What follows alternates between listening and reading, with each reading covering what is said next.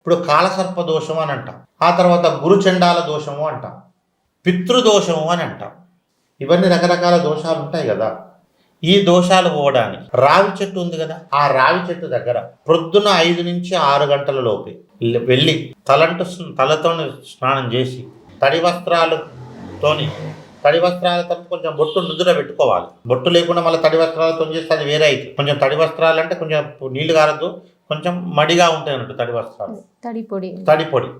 ఆ వస్త్రాలతోని రాళ్ళ చెట్టు దగ్గరికి వెళ్ళి ఆ రాళ్ళ చెట్టు మీద శనివారం రోజు నీళ్లు చల్లి, ఎందుకంటే మళ్ళీ 5 నుంచి 6 నుంచి 8 గంటల దాకా శనివారం అది ఆ రోజు దుర్ముహూర్తం ఉంటుంది కాబట్టి 5 నుంచి 6 మనం చేసుకోవాలి. 6 లోపు ఆ చెట్టు దగ్గర వెళ్ళి కొంచెం పసుపు కుంకుమతో బొట్టు పెట్టి ఆ చెట్టుకు విప్ప నూనెతోని లేకుంటే విప్ప నూనె నెయ్యి కలిపి దీపం పెట్టి మన పొడుగు దారం తీసుకొని, మనం ఎంత పొడుగు ఉంటామో అంత పొడుగు దారం తీసుకొని ఆ దారానికి అటొక ముడి ఇటొక ముడి మధ్యలో ఒక 3 ముళ్ళు 5 ముళ్ళు. మరి మనం తక్కువ హైట్ ఉన్నాం, చెట్టు బాగా లావుగా ఉంది, ఎట్లా అని ఒక డౌట్ వస్తుంది. వెంటనే మనకు డౌట్ సహజం కదా.